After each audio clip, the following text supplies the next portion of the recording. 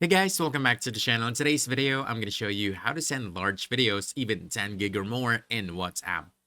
Now, the thing is, WhatsApp has a strict file size limit, currently 16 MB for regular media upload, so you can't send huge videos directly. But there's a simple workaround using cloud storage. First, go ahead and upload your video to a cloud service like Google Drive, Dropbox, or OneDrive.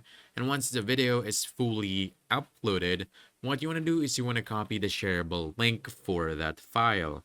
For example, this one. So go ahead and copy the link. Then open your WhatsApp, open the chat. From here, what you want to do is you want to paste the link and simply send it.